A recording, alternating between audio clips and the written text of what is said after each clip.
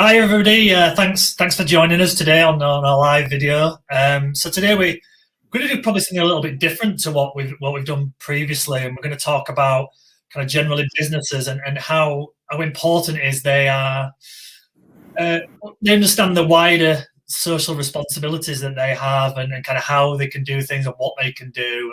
And I'm pleased to say I've been joined by three people I know it's very important to, and I'll hand it over to them in a minute to explain who they are and what they do. But very much today's conversation is going to be all about, like I said, wider responsibility for business. And if you're watching this on any of the social media channels, feel free, if you've got any comments or questions to put, feel free to add them, and we'll try and field as many as them as we can. So like I said, please do join in. For those people who are watching it on playback, I know a number of people do. Again, put anything in there, and whether it's respond on the social media, I'm sure the three guys plus myself, we can try and answer anything later on. So without further ado, I will go around and just ask everyone to briefly introduce themselves. I'm kind of going to go around the screen. Kate, if that's okay, if I can start with you. Sure.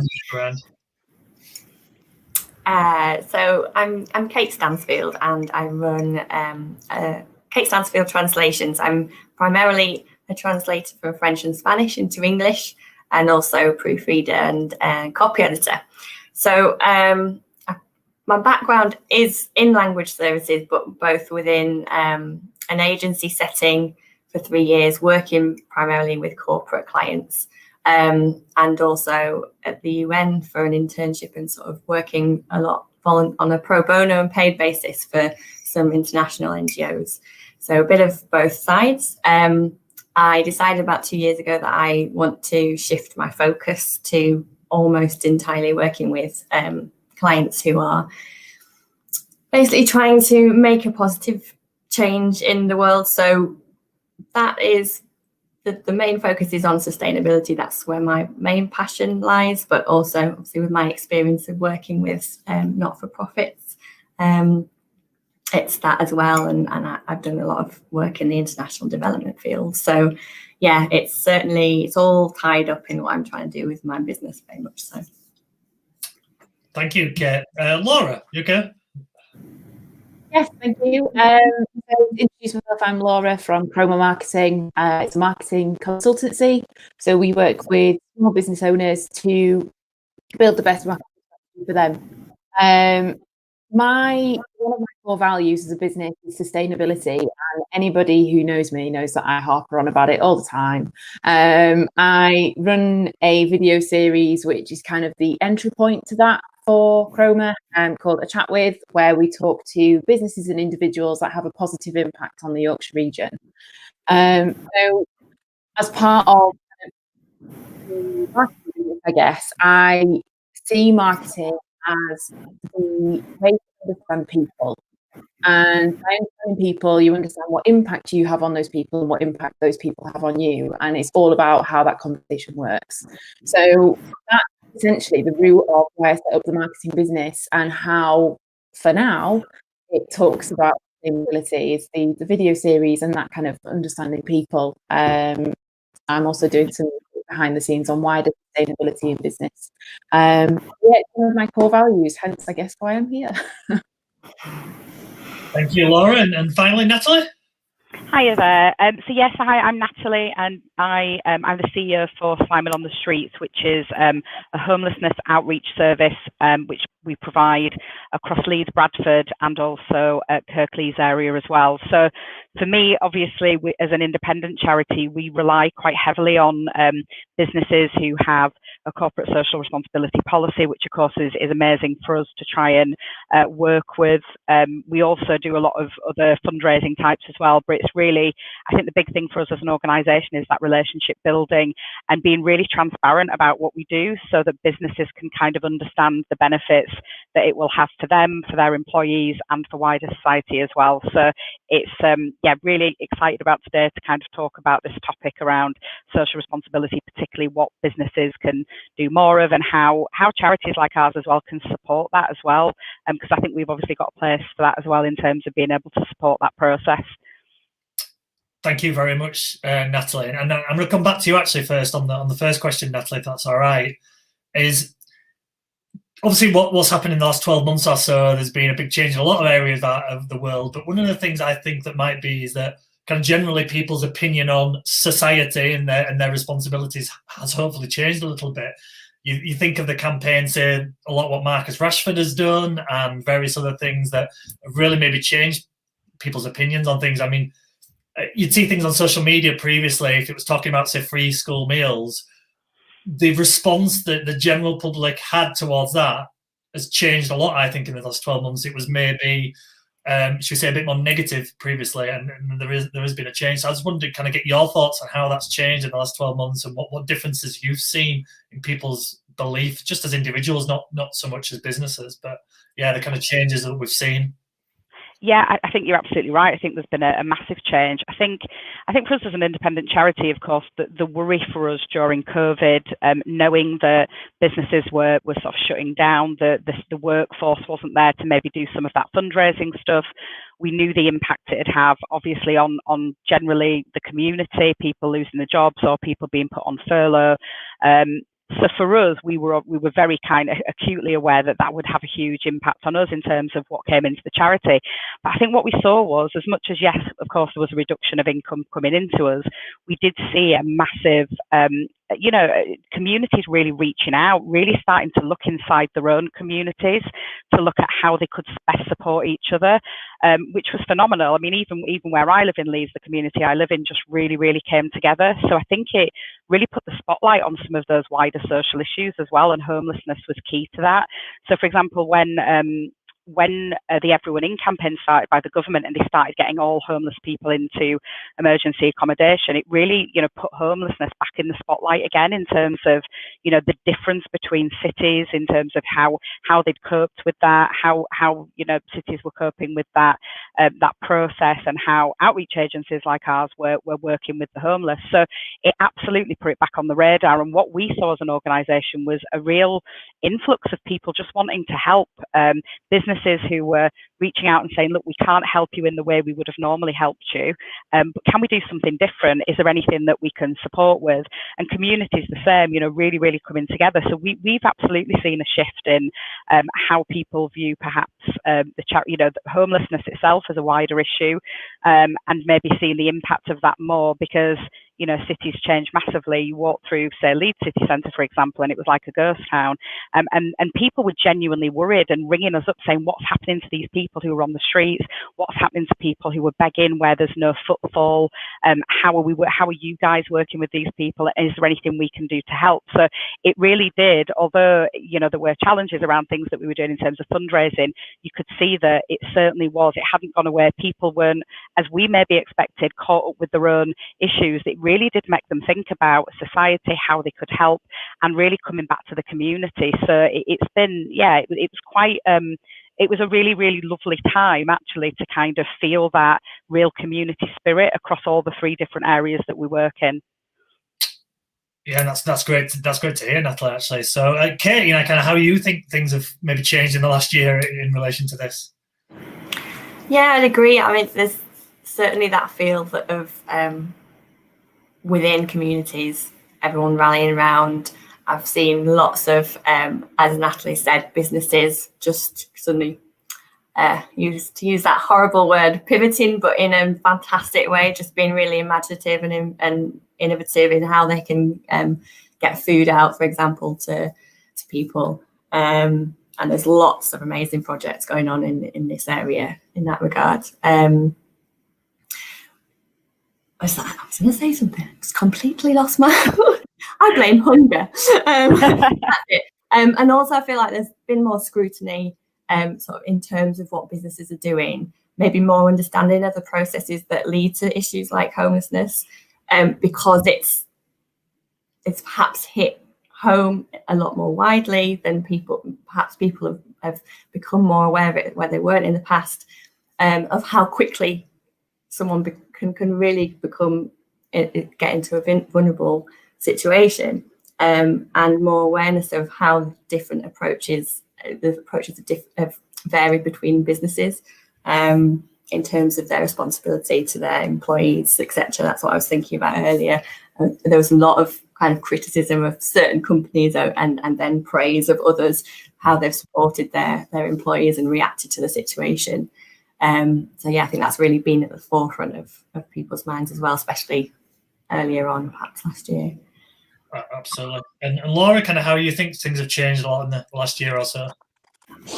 I completely agree with what Natalie and Kate have said. I think in the last year, there's definitely been a trend of digital movements. I mean, an example of something that's been talked about recently is a kind of very different example, banking, and where companies source their investments. So Oatly, the alternative milk company, have got in a lot of bother this year or this last year because they are invested in by companies that are like fossil fuel related, and it completely goes against their brand values. And I do think that if it wasn't for things like Twitter and digital campaigns, some of these movements just wouldn't have happened, because of the lack of trust in media outlets, which would be the alternative. But I am going to kind of play devil's advocate here, and I do think it's going to be a test of time over the next year to see whether it happens and continues. I think there's a lot of people that are very in the now with these movements, and because their life circumstances might change, or because their focal area changes, then it doesn't continue. And I think what needs to happen for this to be sustainable, whether it's with regards to homelessness or investing or food, child poverty, is that it's a continual thing. There's work that needs to happen continually, and it can't be something that enters your radar for a few months because you're in that situation, and then when you're not in that situation anymore, it leaves your radar. So I think when it comes to these movements, absolutely, I think coronavirus, the pandemic, people's life situation has definitely spurred more involvement by the wider community of these movements. And I think the fact that people are spending time on their phones at home helps that. But I do also think that it's going to be very interesting over the next couple of years to see whether that actually continues and whether people still hold people and businesses and you massive politicians especially to account. Yeah, if I could just add to that, I completely agree. I was thinking about this earlier, and on one hand, I was wondering how much of my awareness of this sort of increased conversation around anything from supporting independent businesses to putting pressure on companies to act more ethically and sustainably, whether this is sort of my own echo chamber as well. That's one concern, but similarly, I think it is a real thing that there are more digital movements, as you say, but absolutely, people's circumstances now, for example, with the small business supporting independent businesses, that has been very much, in a way, the only thing we could do, especially online businesses, they're accessible. They've been able to sort of fill lots of gaps, and hopefully we will continue watching very carefully how those businesses continue to develop, as you say, their sustainability policies or how they move forward from this in a strong position, but with that still being a focus. Yeah, I think it's really interesting. I mean, obviously, you've kind of touched on small business there, and it's something I wanted to kind of talk about specifically. Is for anyone who's ever worked for a corporate business, there's always various corporate social responsibility guidelines, and quite often they do a lot of things, charity events, and so on and so forth. And also, I know there's something you'll know about this, Natalie. But I think one of the things for smaller businesses, micro businesses, there's this kind of like this unsure how you can help, what you can do for better and helping, whether it's your local community or just anything in particular. So what ideas, what thoughts have you guys got that, and I know obviously small businesses, individuals kind of run into the same thing to an extent because it is a small number of individuals. I'll come to you, Natalie, first on this, but kind of what can small businesses generally do to support and what they can do to, improve society? Yeah, I think it's an interesting one because we've been asked that quite a lot. I think, some of the smaller businesses who might contact us feel like they can't give us what a larger organisation could give us. But I think the big thing that I always talk about, and this applies to everything, is it is about just talking about stuff. So if you've got small businesses are generally really connected and really well connected to their communities, and there's something about that relationship that they have with that community that can build and build going forward. And it's that ripple effect, isn't it? Actually, the more you talk about whether it's an issue, whether it's homelessness, whether it's something else, whether it's sustainability or anything, the more you talk about that and champion those causes, the more, and people who trust you, and those sort of small businesses in local communities are quite, they're really well trusted as well. So there's something about, simple things like talking about these championing certain causes, following the social media and sharing that with your sort of networks. And small businesses don't always want to remain small. I think there's always, you've got to remember as well, small businesses will grow.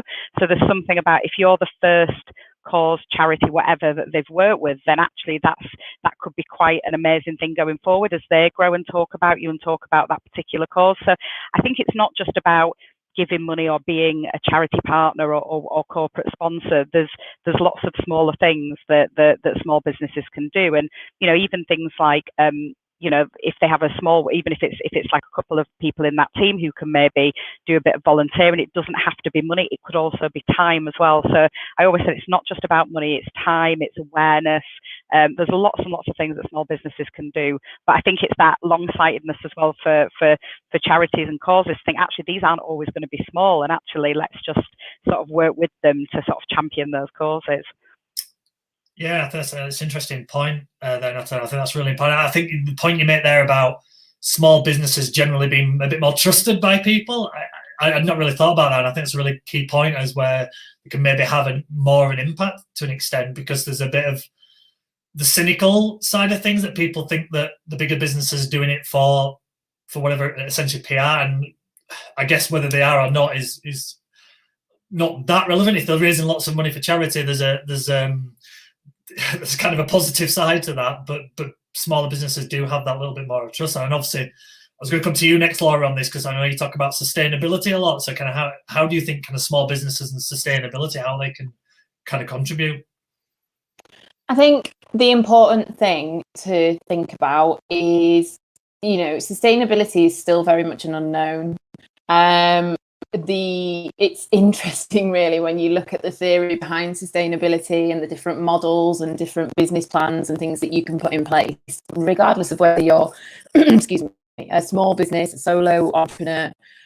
Most of the kind of academic side of things is the same as it was in the 80s. A lot of the definitions of what sustainability actually is were formed like 30 years ago, and so really, from if you're looking for guidance point of view, you actually might sit there and think either the stuff that's out there is way too big for my business, it just doesn't apply, or is this still relevant? And I think when it comes to sustainability and social impact, really think about what your values are. You don't, like Natalie said, it doesn't have to be fundraising, it could be anything. Like if you are passionate about a really relevant thing for my business is there's a massive skills gap in the digital sector with young people, and it's kind of like, right, well, if I know that's the case and that's going to factor into my business development over time, let me do some work in that area. So could I mentor a student, or could I do events for the local college and give my knowledge to those students? So you're not, like Natalie says, you're not giving money, you're giving your time. You could do some pro bono work. So if there's a cause that is really close to your heart, instead of it being stereotypical volunteering, you could do some work in exchange for your time for them. When it comes to sustainability, there are 3 core areas, and that's economic, social, and environmental.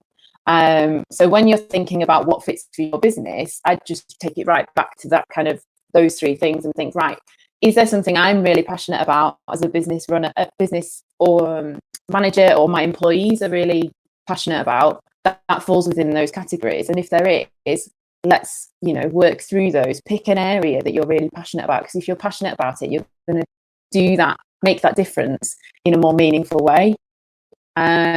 So I think when it comes to sustainability, I would really just strip it back to those 3 areas and think, right, am I passionate about the environment? Is there something to do with the community that I want to improve on? Is it an economic difference that I can make, whether that's through fundraising, providing jobs, apprenticeships? There's so many different things there, but I would really just sit and think, right, what am I passionate about? What aligns with my values or the values of my team, and go from there. Brilliant advice. I think, Laura, that's fantastic. And come to you on that next, Kate. Obviously, you know, you are a small business, and so for you, it's very relevant for you. So, I guess maybe, what do you do? What kind of things do you do that you feel like is giving back and kind of the social responsibility? So this is definitely something that is really top of my mind at the moment, and I'm trying to kind of get a few key goals going forward this year and then beyond. And it is quite tricky as a micro business, a sole trader in my case, to kind of, in terms of sustainability and especially the environmental side, separate. I work from home, you know, how much of this is my own sort of sustainable living goals and how much is actually specific to my business. I had a conversation with a sustainability consultant last week that was quite interesting, and the takeaways from that were really, you know, small changes that we feel are achievable, realistic for us at the time, but constantly reassessing that. So like Natalie said, you know, I intend to grow my business, and what is out of reach for me now, we were talking in particular about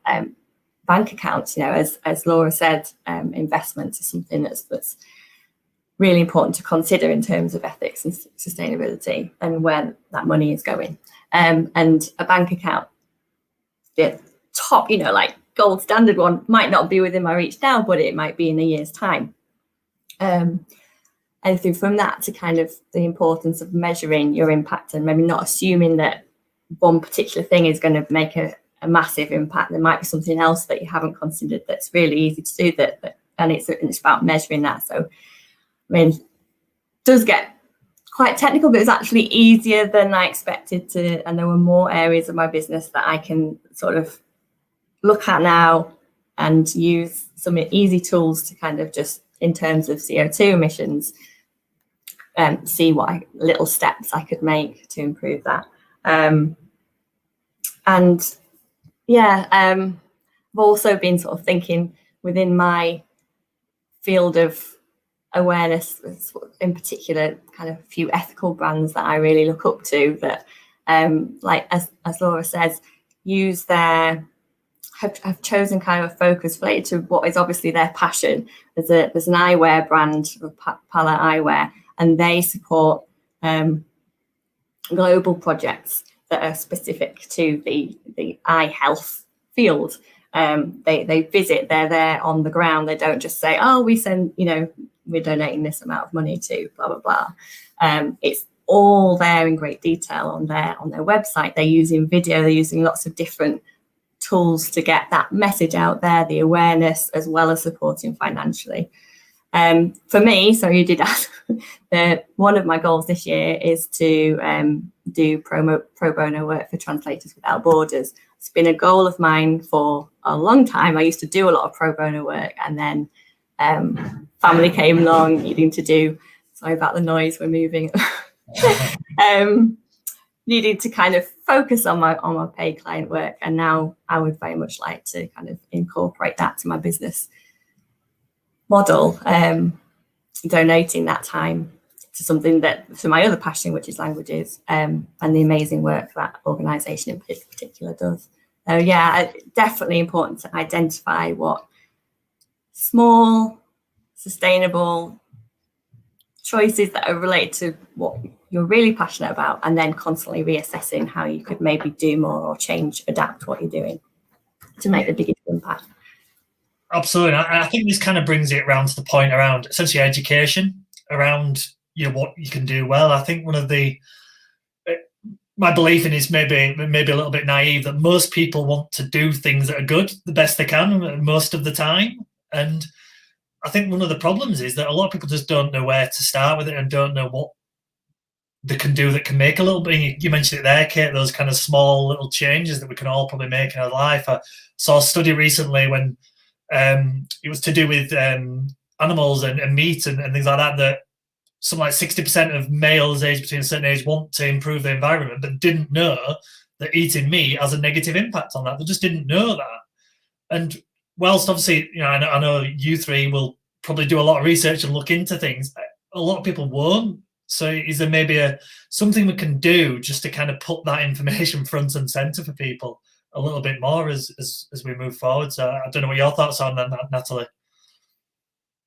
Oh, sorry. Yeah, I think you're absolutely right. I think it is that, you've got to really put stuff out there for people to see and hook into. And as Kate and Laura pointed out, the most important thing is that passion stuff, finding that passion, because if you find something that drives you and your teams and within organisations, it's a real win. I mean, I was just talking to my team the other day. We were talking a lot about well-being and 5 ways to well-being, and one of those being actually giving is research has shown that actually giving, whether it's your time or money or whatever, is a key to happiness. It does make people feel better, and it makes staff, communities, it does make you feel more engaged and connected. So yeah, absolutely. I think it's just absolutely key to find that hook for people, to sort of, because obviously everybody's different, and people will have certain things that will trigger them, whether it is, like you say, in terms of sustainability and the environment, whether it's different causes, but you have to put that information out there. And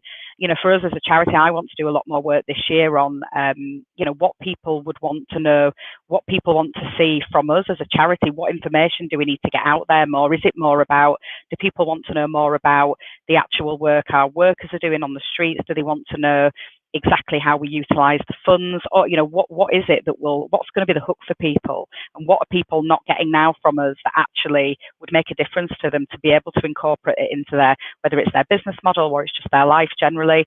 So there's something around how we get that information out. Absolutely. Laurie, kind of what your thoughts on kind of how we can maybe educate people and help people without having to find all information all the time? Yeah, I guess if you're not the way inclined that I am, I'm a bit of a nerd, so I like reading like research papers and things like that. If that's not your bag, there are so many resources and things for you to just kind of start with. I mean, Netflix, while you have to kind of just assess the bias of certain documentaries, Netflix has got a pool of different things. There's one called Rotten, which is all about the food industry and the ethics behind it. There's loads of documentaries that you can watch. I mean, David Attenborough, he's a great source of information for environmental impact. So I think that's one place to start. Is if you're not a reader, then there's plenty of things that you can watch. Again, kind of touching on what Natalie said, I think first things first, think about what triggers you. If you go for a walk and there's litter everywhere and that really annoys you, then you think about if there are different initiatives out there that you can, whether it's recycling or whether it's litter picks, base your research on what triggers you. Because like I said before, it's going to be what you're more passionate about. But from a resource point of view, there's loads on Netflix. From a business, the place I would start would probably be something like the UN Sustainable Development Goals. While they're a little bit techie and they do have a lot of jargon there, it gives you, I think it's like 18 categories, 18 different like subsets of things that you can focus on as a business to promote sustainable development. To then bring that home and make it relevant to your business or your kind of personality, I think it's then just do a bit of brainstorming. Think about what that means for you, what that means in your community. And from there, Google is your best friend. The final kind of thing I'd suggest, I guess, is there's a wave of influencers. So, for example, there's an influencer on Instagram called Less Waste Laura. As the name suggests, her brand is all about waste and reducing that. So there are also, if social media is more your bag, there are loads of people that you can just do some searching, look at some hashtags and find things that are relevant to you. I've got a list of influencers if people want them. I can always share that. But I think that's probably where I'd start, is look at documentaries that are available, look at things that you can watch, whether it's online or on TV. Look from a business perspective at something like the Sustainable Development Goals, or there's also I think it's called Blue Planet, but I'd have to double check. There's quite a few different websites and things that have got loads of information, and then like social media influencers. Go on, Kate. Sorry. Just to add along the that line of tools, especially kind of user-friendly, break it down, make it accessible tools. I don't know how your feeling towards this is. I know you would have to approach this also just by looking at like the method involved as well, but there are quite a few tools around now for breaking down what your carbon footprint is, looking at different areas, and you could approach that from a business perspective. One in particular, Geeky, which I've been talking about on social media, and I use from a personal perspective, but they also have like a business side of that, and that breaks it all down for you, so that you can see what the changes you make, what kind of impact that will have on your carbon footprint, and it relates it to the overall sort of global target of lowering emissions as well. I find that really easy to use. It's got lots of accessible information for each bit, so you can kind of delve into it really thoroughly if you want to, and then it also provides lots of further links. It's just a really good gateway into looking at where you can make those changes. If you find it all a bit overwhelming, you can focus on certain areas. And another one, just on that note, I've recently done it, and they're actually fairly local. They're in the north of England. There's a green small business accreditation that you can do as well. It's run by a guy called Tim Maiden, and that's a really easy process. They take you through like an evaluation of how green, I guess, your business is, and give you ongoing, which is what you said before, Kate, ongoing tips and things to look at as well. So there's plenty around. It's that process, and not trying to make all of the changes all at once, because it's just not achievable. And I would also suggest, if this is where people are wanting to focus and look ahead and plan, there are more and more local groups and business oriented groups around the idea of circular economy. Locally, there's Circular Yorkshire, where I'm about to move to. There's Rydell Environmental Group, and the town that we're moving to is trying to become a carbon neutral town, looking around how it can focus on the circular economy. So there are lots of sources there of inspiration, of research, support. So definitely worth kind of plugging into that as well. I think it's really interesting how we've kind of gone to the subject around environmental issues there, because I believe that once all the current situations, shall we say, is kind of gone, hopefully, is that the next big thing that we're going to be talking about for a number of years is around the environment. I think it's obviously been around for a number of years, we're talking about it, but I do firmly believe that's going to be the next thing. And I'll say various things we've heard of the government, things like electric cars and things like that, bringing all that forward. It seems like there's some relatively ambitious things that we're going to be doing in the UK. So I was going to kind of ask about if there's any advice, and you kind of touched on it, but any thoughts on how businesses and individuals, I guess, can do better for the environment? Laura, I think you're right. I think, and I mean, the government are trying, I guess. There are initiatives coming in which are forcing people's hand, and I think that's what's necessary. I think in order for this to work, it needs to be combined with social impact, to be completely honest with you. But the other thing, again, to be that annoying person is, for example, they've just given the green light for a coal mine in Cumbria. And it's very much like they've done that to promote jobs and give jobs to an area where there's a lot of the employment rate is quite low. However, this is where, again, I think some social movement needs to be done, because renewable energy is a huge source of jobs and income, and it's obviously good for the environment. So it's very much like, I think I think more needs to be done. And I think going back to what we started with, I guess, we need to hold people accountable to this, especially because we are, as a country, hosting the next climate summit, and we've just announced that. It's just backwards to me. But I think from a tips point of view, it's holding people accountable. So if there's something that you like, a coal mine that's being announced, or there's land being taken over near you and you think it could be used better, or little things like promoting recycling, talk about it. That's the best thing you can do. Talk about it as a business. Like I mentioned before, and like Kate's mentioned, there's loads of resources. There's the accreditations you can do.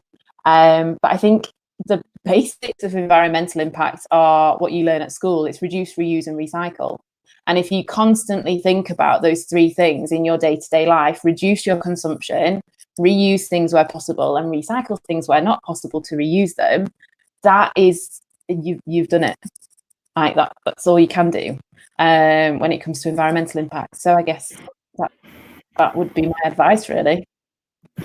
Completely agree. I think going forward, we really need to tackle this idea that action for the environment somehow goes against what's best for the economy and for people's real lives. I don't see how we can make the change we need to make without doing that. And it's a challenge. Hopefully the government will wake up and realise this at some point. But in the meantime, I think small businesses especially can lead by example, and be trendsetters. And like you say, they have this power in that people trust them. So within the local community and further afield, they can really set the example that larger business and governments need to follow. And definitely job creation is perfectly possible and necessary within the green. The kind of the reason I asked that question, I'll come to you in a minute, second, and Natalie, is that quite often something has to happen, a big thing for things to change, doesn't it? That's kind of the way of the world. And obviously with what we've experienced in the last year, I personally believe, like I said, the outcome, one of the outcomes that will be big change in the world is around the environment, because obviously there's less travelling, there's us doing things like this rather than being in the same room, like that, which have kind of started that process. So I do think it's kind of that bottom-up approach, isn't it? That individuals will take that responsibility, and as we go forward. But yeah, I'll come to you, Natalie. Anyway, I jumped in there. Yeah, no, it's fine, and I think you're right. I think as well, when you've got that, and certainly for us to say, if you've got quite a good following on a social media platform, that's a real opportunity to jump on that as well, because you've got that captive audience. So it is a time for lots of businesses to do that self-reflection, isn't it? Around, okay, we've just had the pandemic, we've had to work in a completely different way, but there's some really good bits that have come from that in terms of actually we have done a lot more in terms of impact on the environment. For me now, I'm thinking, do we need certain things that we've had before? We've utilised office spaces. Do we have to do that? Can we have this hybrid of working from home, working from a place? Do we need to work in the way we've worked before, when actually we've done some really good, because it's been kind of pushed upon us in terms of the COVID stuff, we've ended up working in a completely different way that has been miles better for the environment. So that comes with a bit of responsibility as well, when you've got a platform and you can use that and talk really positively about that stuff that you're doing, because that's a real opportunity for other people to see, and then it kind of grows, doesn't it? It's like what you said, Kate, about being those trendsetters and being those, we're the ones who can kind of move stuff forward. So yeah, I think there's going to be a lot of change, and really, really positive. And not, it won't be for everyone, and some people will still have to go back to how it was before. But I think there's definitely some really positive stuff we can take in the way that we've worked over the last, how long has it been now? 10 years? 8, 9 months, whatever it's been. Yes, thank you, Natalie. No, that's great, guys. And I think you give me quite a lot of ideas anyway, if nothing else. And I really, really appreciate that. So obviously, I'm assuming that everyone's happy if someone wants to get in contact with you and ask you about anything in these subjects, whether it's obviously directly what you do for, obviously, especially yourself, Natalie, but also you and Kate and Laura and are all around sustainability and environmental issues. I know it's very important subject matters to you guys, and I think the point about local businesses it's made me think about it, actually, in terms of what I can do or we can do as a business, and some ideas I've been writing down as you guys have been talking. So that's a positive thing. Sort of proves that this point of sharing and inspiring each other. Perfect. It's very easy to do, and it's completely free.